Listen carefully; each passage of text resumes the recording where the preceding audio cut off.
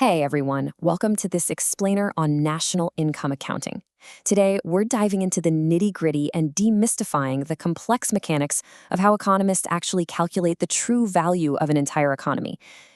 We hear these numbers thrown around all the time. Economic growth is up, inflation is down, but how are they constructed from the ground up? Let's unpack the rigorous academic methodologies used to really measure national income. Okay, here's our structural roadmap for today. We're going to cover 1, the measure of economic activity, 2, the circular flow of income, 3, real versus nominal GDP, 4, measuring the cost of living, and finally, 5, the limits of GDP. Let's get right into it. So to kick things off, I want you to think about this massive, honestly, almost impossible problem. How on earth can a nation take millions of diverse, everyday transactions and aggregate them into one single, meaningful metric? Seriously, think about it. Every haircut, every car manufactured, every loaf of bread baked, every line of code written. How do we take all of that entirely distinct, totally different economic activity and put it into one bucket to determine if an economy is actually growing? All right, section 1, the measure of economic activity. Let's start with the absolute bedrock of all macroeconomics. And right here we have the ultimate summary statistic, gross domestic product, or as we all know it, GDP. So this is computed quarterly by the Bureau of Economic Analysis, and they synthesize a massive array of administrative and statistical data to get this single dollar value. But what's crucial is that it serves a dual purpose. It measures the total income of everyone in the economy and, at the exact same time, the total expenditure on the economy's output. And those two things, they have to equal each other. Why? Because every transaction has a buyer and a seller. Every dollar you spend on a coffee is literally a dollar of income for the cafe that made it. Moving right along to section 2, the circular flow of income. Now we're going to see how this works in a functional model by looking at the interactions between households and firms. To get from abstract definitions to concrete calculations, economists rely on what's called national income accounting. Think of this as the rigorous accounting framework used to actually measure GDP and its related statistics. It's the meticulous, step-by-step process of tracking the flow of dollars across all the different sectors of the economy to ensure everything balances perfectly. Now, what's really fascinating here is how this model splits the whole economy into two continuous loops. Just imagine an economy that literally only produces one thing, let's say bread, using just one input, labor. The inner loop tracks the physical stuff. Households provide their physical labor to firms, and firms give physical bread back to the households. Simple enough, right? But economists are fundamentally obsessed with measuring the outer loop. The outer loop tracks the exact corresponding flow of dollars. Households send dollars to firms as expenditure to buy the bread, and firms send dollars right back to households as income in the form of wages and profits. Measuring that outer loop of dollars is exactly how we get our GDP. Which brings us to section 3, real versus nominal GDP, and the classic apples and oranges problem. So, if an economy produces 4 apples and 3 oranges, we hit a measurement snag. We can't just count up the fruit and say, boom, our GDP is 7.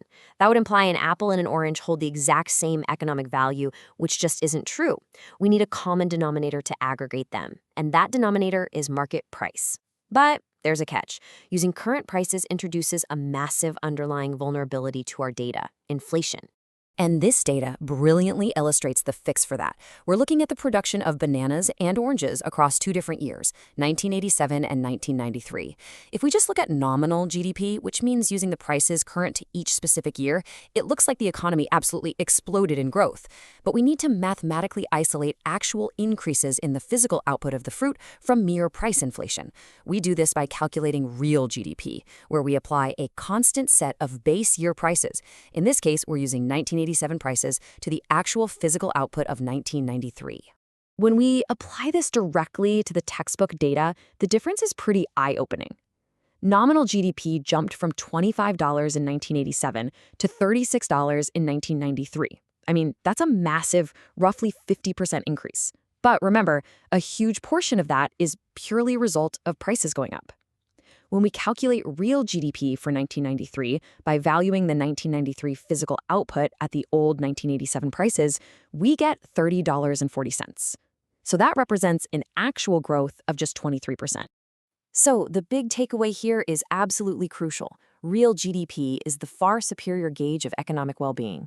Look, nominal GDP could literally double overnight just because all prices doubled, even if not a single extra loaf of bread or piece of fruit was actually produced.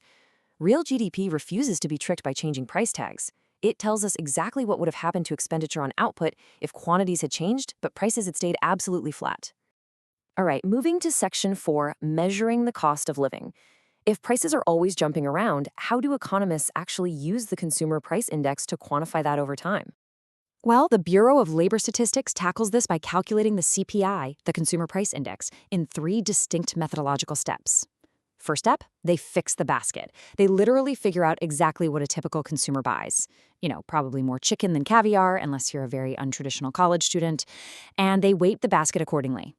Second, they send out data gatherers to collect the current prices for thousands of these specific items all over the place.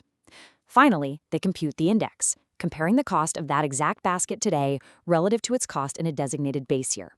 It neatly translates an incredibly complex, nationwide data gathering effort into a single, actionable number. Now, if you tune into the financial news, you're definitely going to hear the term core inflation. So, why do we need another metric? Well, it's because food and energy prices jump around wildly in the short run due to temporary shocks. Think about a bad harvest or a geopolitical conflict disrupting oil supplies. By explicitly excluding these super volatile items, economists can use core inflation as a much smoother, way more reliable gauge for underlying ongoing macroeconomic trends.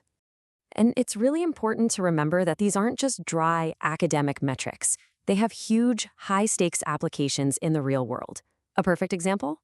When the U.S. Treasury started issuing indexed bonds back in 1997, instead of paying a fixed nominal rate that could be entirely eaten away by inflation, these bonds created a true, guaranteed real interest rate by dynamically linking the return to the CPI. Basically, if inflation goes up, your payout goes up. Seeing how national income and inflation actually flow down to everyday households leads us to some really foundational ideas about human behavior. Take Milton Friedman's permanent income hypothesis, for example. He theorized that current income, which is represented by the variable y, splits into 2 parts: permanent income, YP, and transitory income, YT. Permanent income is what people expect to persist, like a salary from a solid career. Transitory income is a random deviation, like a sudden bonus or hitting the lottery. Friedman argued that consumer spending depends primarily on permanent income because people naturally smooth out those random transitory shocks. It's fascinating how the macro data directly informs these micro theories of human behavior. Okay, moving on to our last part, Section 5, the limits of GDP. Because as rigorous scholars, we absolutely have to own up to the flaws in our own tools. Look, while GDP is a fantastic tool for year-over-year domestic comparisons, it's definitely not perfect. For one, it completely leaves out non-market activities. If you grow your own veggies or fix your own car, that productive labor is literally invisible to GDP. It also relies heavily on approximate statistical imputations for things like the rental value of owner-occupied housing. Plus, it strictly measures the flow of dollars, completely ignoring realities like environmental degradation or income inequality. So it measures activity, sure, but it does not directly measure actual household satisfaction. So I'm going to leave you with this provocative thought to chew on before your next macro module. Knowing that GDP is riddled with statistical guesses, totally ignores the underground economy, and misses all that non-market labor, when we use it to compare the true standard of living across vastly different global economies, are we genuinely capturing the health and well-being of those nations, or are we really just measuring the velocity of their dollars? Thanks for hanging out for this explainer, and definitely keep questioning the data.